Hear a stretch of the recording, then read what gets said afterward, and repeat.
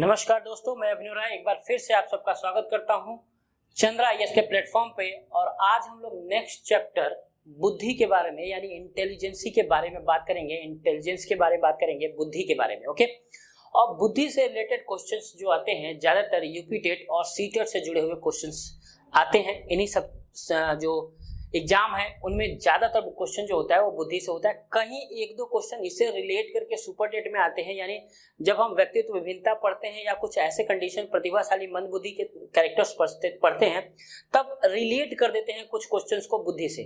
Okay, लेकिन maximum question अगर बात करें तो हम लोग यूपी टेट और सीटेट को ध्यान में रखते हुए ही बुद्धि को पढ़ते हैं। ओके, तो चलिए हम लोग बात करते हैं बुद्धि यानी इंटेलिजेंस की कि बुद्धि क्या है। तो अगर हम बात करें कि बुद्धि शब्द का सर्वप्रथम प्रयोग किसने किया था या इस पे जो सबसे ज्यादा इंपॉर्टेंट जो ध्यान दिया था वो किसने दिया था, तो 1885 में, कब 1885 में किसने किया था? फ्रांसिस गाल्टन ने। किसने?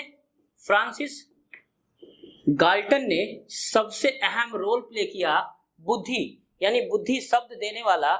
अगर बात करें बुद्धि शब्द देने वाला कौन था तो फ्रांसिस गाल्टन ने दिया था। कब दिया था? 1885 में। याद होगा इंडिया में 1885 में क्या हुआ था? 1885 में कांग्रेस स्थापित हुई थी, यानी जब इंडिया में कांग्रेस की स्थापना हो रही थी वहीं पे फ्रांसिस गाल्टन ने क्या कर रहे थे? बुद्धि शब्द का प्रयोग किए थे, यानी बुद्धि का जन्म हुआ था, बुद्धि शब्द का जन्म हुआ था, बुद्धि का एक कॉन्सेप्ट आया था इंटेलिजेंस, जिसके बारे में हम लोग विस्तार से पढ़ेंगे कि क्या होता है बुद्धि, बुद्धि क्या होता है। दूसरी चीज, एक क्वेश्चन बार बार आता है, बुद्धि एक संकल्पना है। कैसी संकल्पना है? बुद्धि एक अमूर्त संकल्पना है। कैसी संकल्पना है? अमूर्त संकल्पना, अमूर्त कॉन्सेप्ट, अमूर्त संप्रत्यय है। ओके, याद रहेगा, बुद्धि एक अमूर्त कॉन्सेप्ट है, अमूर्त संकल्पना है, अमूर्त संप्रत्यय है। ओके, जो कि हमारे मस्तिष्क में पाया जाता है। कहाँ पाया जाता है? मस्तिष्क में पाया जाता है। यानी हम बुद्धि से जितने अच्छी बुद्धि होगा, जितना तरीके का बुद्धि होगा, जितना बेस्ट बुद्धि कह सकते हैं, उतना ही हम समाज में समायोजन कर पाएंगे, चिंतन कर पाएंगे और साथ ही साथ एक सीखने की योग्यता जो अंदर से जनरेट हो सकती है वो करेंगे। ये सब कुछ हम डिपेंड किस पे करता है? हमारे बुद्धि पे।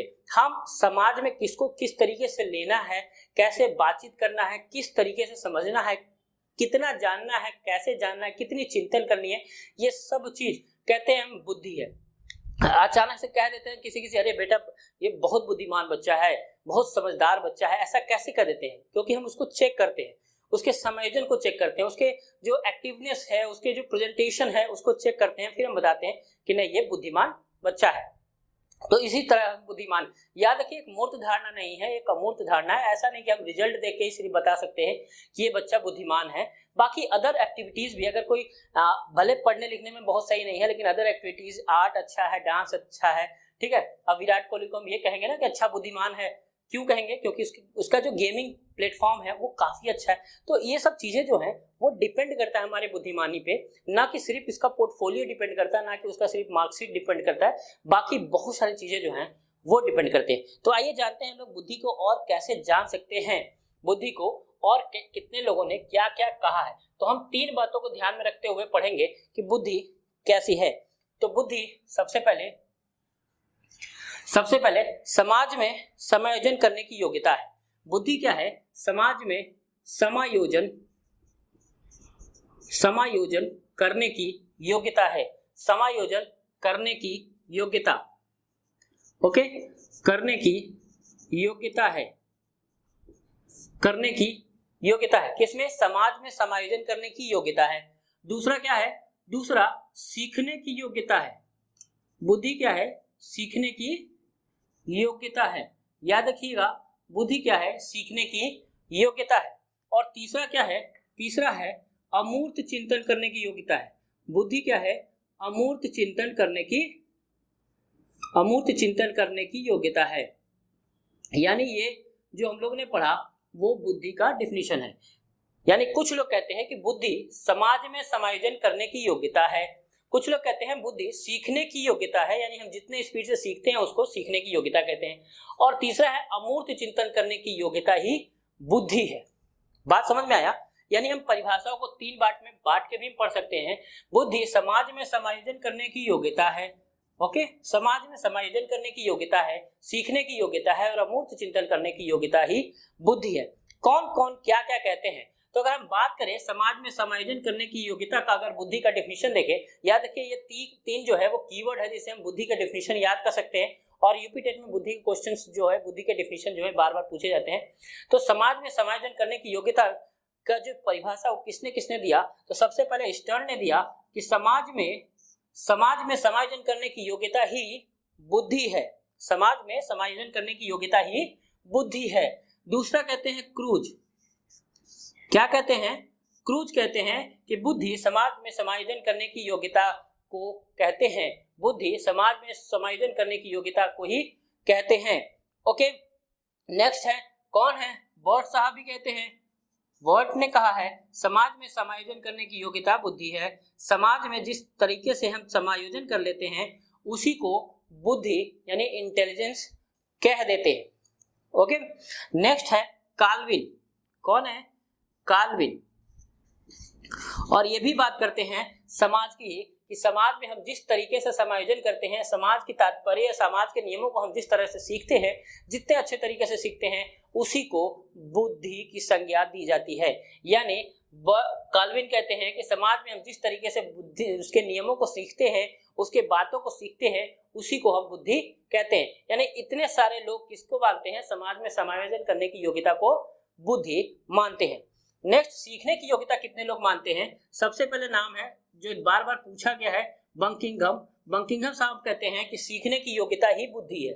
बंकिंघम क्या कहते हैं? सीखने की योग्यता ही बुद्धि है। ओके, नेक्स्ट है डियर वन। कौन है? Dear one. डियर वन कहते हैं कि बुद्धि का तात्पर्य सीखने की योग्यता से है, बुद्धि का तात्पर्य सीखने की योग्यता से है। कौन कहते हैं? डियर वन साहब कहते हैं कि बुद्धि का तात्पर्य सीखने की योग्यता से है। कीवर्ड याद रखिएगा, सीखने की योग्यता किसका किसका है? बंकिंघम, डियर वन। यानी परिभाषाएं जो है इधर से उधर घुमा सकता है, ऑप्शंस इनमें से कोई एक ही होते हैं, याद रखिएगा। Next McDougall. नेक्स्ट क्या है? मैकडूगल की परिभाषा भी पूछा गया है। मैकडूगल, ठीक है, मैकडूगल यानी सीखने की योग्यता बुद्धि से संबंधित होती है, सीखने की योग्यता हमारे बुद्धि से संबंधित होती है, याद रहेगा, सीखने की योग्यता हमारी बुद्धि से संबंधित होती है। कौन कह रहे हैं ये? मैकडूगल। कौन कह रहे हैं ये? मैकडूगल, याद रखिएगा। ओके, अगर हम बात करें थॉर्नडाइक की, तो थॉर्नडाइक भी सबसे इंपॉर्टेंट काम है। थॉर्नडाइक भी किसको मानते हैं? सीखने की योग्यता को ही किसको मानते हैं? बुद्धि मानते हैं। सीखने की योग्यता को ही बुद्धि मानते हैं। और ये सबसे इंपॉर्टेंट है, सीखने पे बहुत इंपॉर्टेंट काम किया है इन्होंने, और कहा है कि जो जल्दी सीख लेता है उसकी कहीं ना कहीं बुद्धि, इंटेलिजेंस काम करती है। और ये आप बार बार चीजों को करेंगे तो ऑटोमेटिक आपकी बुद्धि जनरेट हो जाएगी और चीजों को आप सीख लेंगे। ओके, कुछ लोगों का मानना है कि बुद्धि एक अमूर्त चिंतन है, यानी आप चिंतन करते रहते हैं और आप चिंतन आ जाता है, आपकी बुद्धि बढ़ जाती है। जिसमें जो सबसे अहम रोल है वो किसका है? बिने का।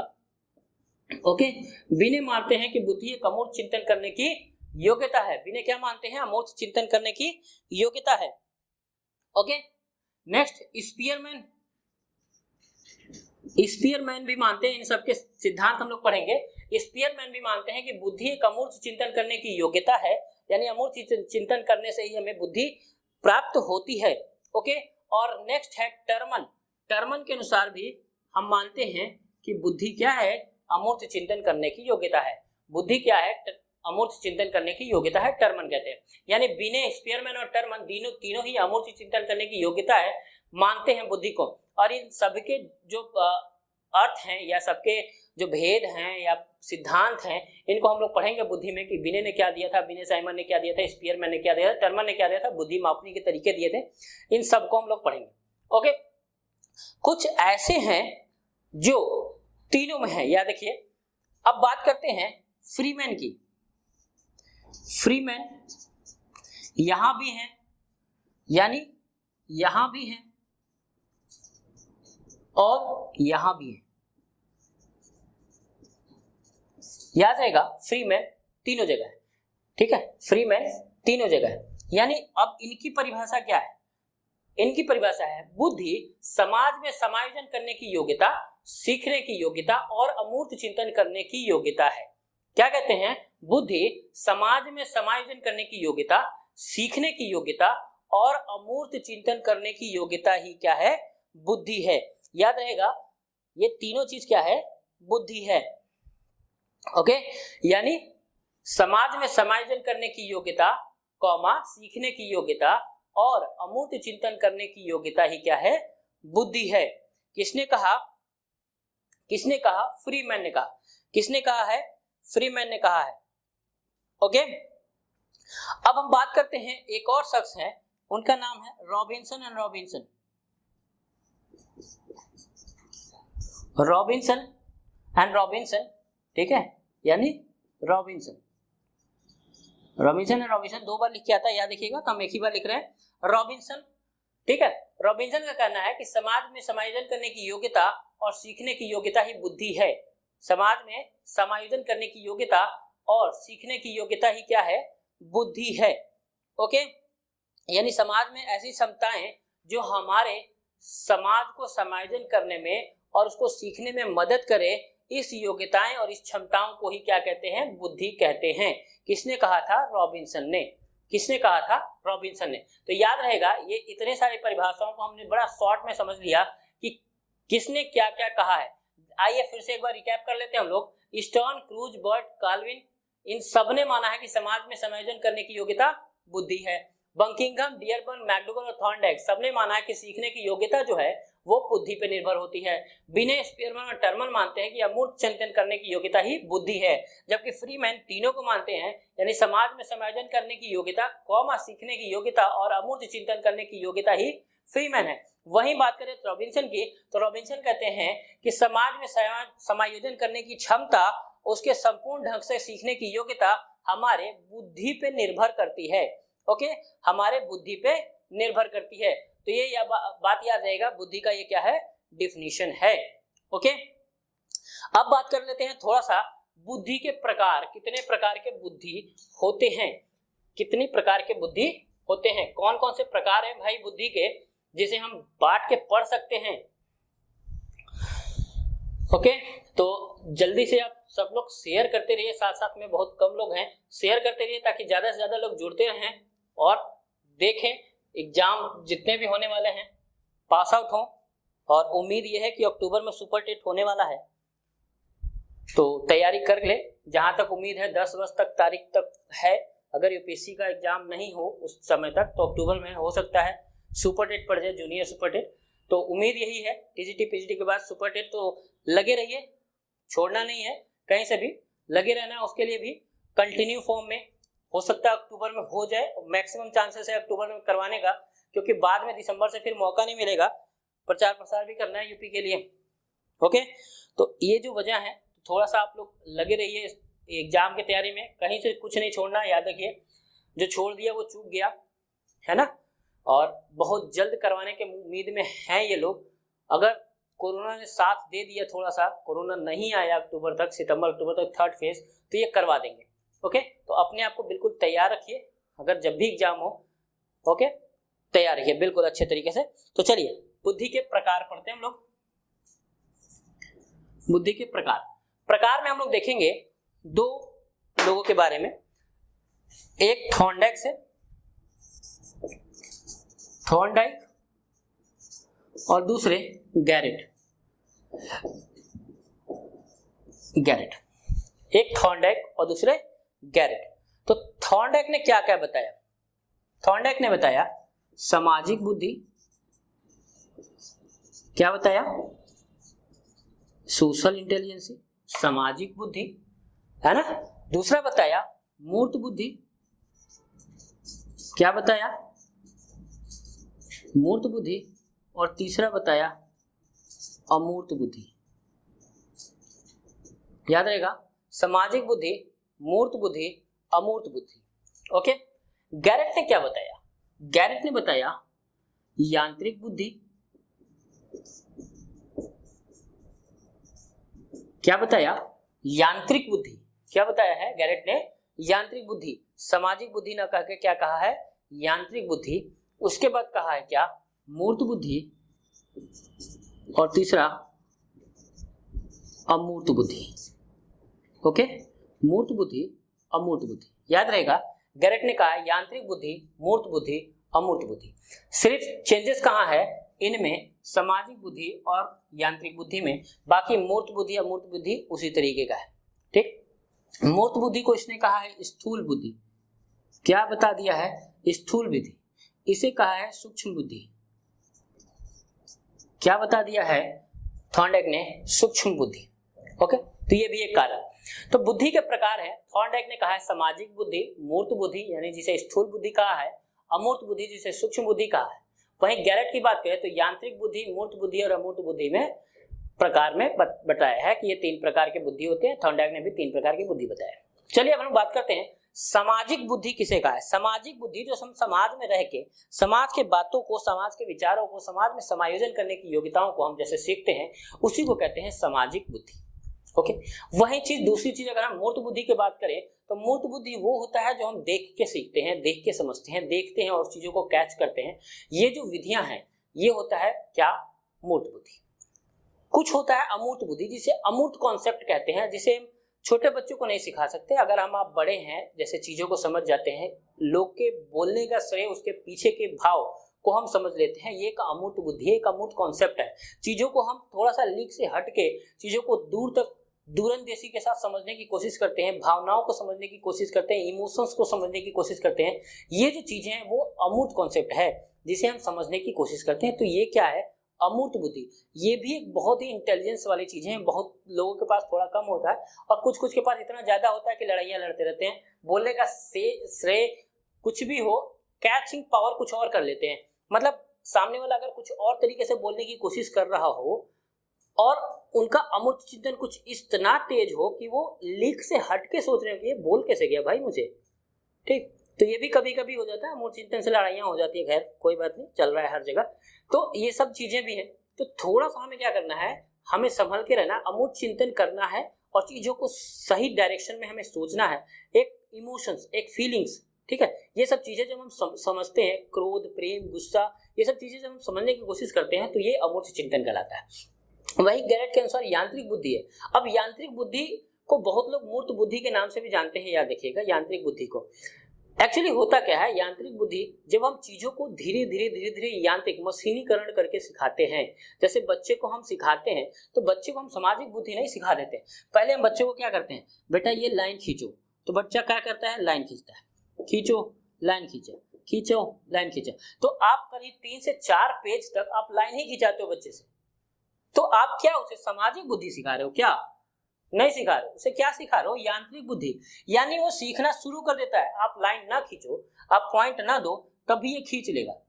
ठीक है, तो पहले हम इधर खींचना सिखाते हैं, फिर बताते हैं बेटा यहाँ से यहाँ तक खींचो।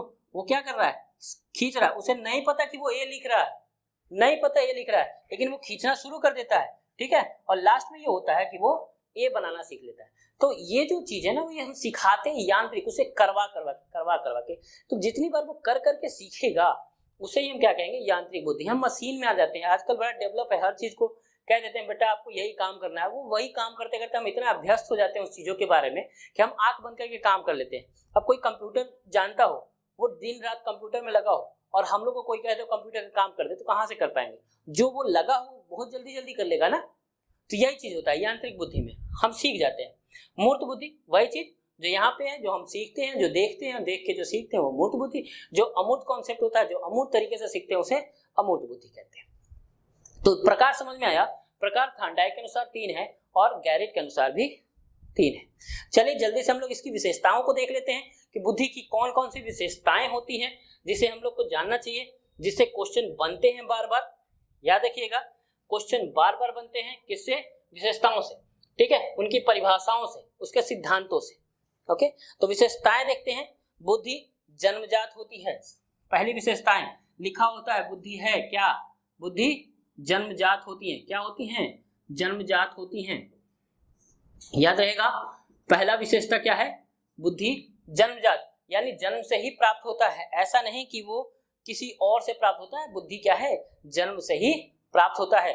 दूसरा, बुद्धि प्रकृति की योग्यता है, यानी नेचर हमें प्रदान करता है, और सब में बराबर होता है। याद रखिएगा, अगर कोई बुद्धि से या किसी और तरीके से कोई प्रॉब्लम अगर नहीं है तो बुद्धि सब में समान दी जाती है। डिपेंड ये करता है कि हम कितना उसे यूज कर पा रहे हैं, किस तरीके से यूज कर पा रहे हैं और समाज में कितने अच्छे से संयोग से समर्पित कर पा रहे हैं। ओके, तो प्राकृतिक योग्यता है, नेचर हमें प्रोवाइड कराता है, नेचर हमें देता है। ओके, याद रखिएगा, बुद्धि एक अमूर्त चिंतन है, बार बार कई बार आया है। क्या है? अमूर्त संप्रत्यय है इसका, बुद्धि का एक अमूर्त संप्रत्यय है, यानी हमें कॉन्सेप्चुअल मिला है, एक अमूर्त कॉन्सेप्ट है ये। बुद्धि हम किसी को चेक करके या रिजल्ट निकाल के हम नहीं बता सकते कि बुद्धि है ये बहुत तेज है। याद रखिएगा। ओके, बुद्धि एक योग्यता है। क्या है? एक योग्यता है। किसके लिए? योग्यता कैसा है? समाज में समायोजन करने की, समाज में समायोजन करने की योग्यता है। ओके, समाज में समायोजन करने की योग्यता है। ओके, विकास करने की योग्यता है, यानी विकासशील चिंतन करने की योग्यता है। विकासशील चिंतन करने की योग्यता है, यानी हम सोचते हैं, विकास में सोचते हैं, उस पर रिसर्च करते हैं और उसके बाद हम चीजों को आगे बढ़ाने की कोशिश करते हैं। तो समाज में समायोजन करने की योग्यता है, विकासशील चिंतन करने की योग्यता है, अमूर्त चिंतन करने की योग्यता है। ये सब क्या है? ये सब विशेषताएं हैं। याद रखिए, इस पे प्रभाव वातावरण और आनुवंशिकता दोनों का होता है। वातावरण व आनुवंशिक दोनों का प्रभाव होता है। याद रहेगा, वातावरण व आनुवंशिक दोनों का प्रभाव इस पे होता है, यानी वातावरण भी हम पे प्रभावित करता है और आनुवंशिकता भी हम पे प्रभावित करता है कि किस तरीके से हम बुद्धि को जनरेट करें। अच्छे वातावरण में रहेंगे तो बुद्धि अच्छा रहेगा, ठीक है। वहीं पे अगर कुछ ऐसे बुद्धि वाले, ऐसे कॉन्सेप्ट वाले रहेंगे जहाँ पे कुछ बच्चा कुछ और सीख लेगा जो कि नहीं सीखना चाहिए, तो इस तरीके से भी हम इसीलिए कोशिश करते हैं कि हम अच्छे वातावरण में रहें, ताकि जो बच्चे हों वो, क्योंकि बच्चे सबसे ज्यादा देख देख के सीखते हैं, तो देख देख के जब सीखे तो बेस्ट सीखने की कोशिश करें। तो प्रभावित, अगर हम प्रभाव की बात करें बुद्धि के, तो वातावरण और आनुवंशिक दोनों होता है, ठीक। नेक्स्ट है, लास्ट है, ज्ञान और बुद्धि में घनिष्ठ संबंध होता है। ज्ञान और बुद्धि में घनिष्ठ संबंध होता है। अब ज्ञान क्या है और बुद्धि क्या है?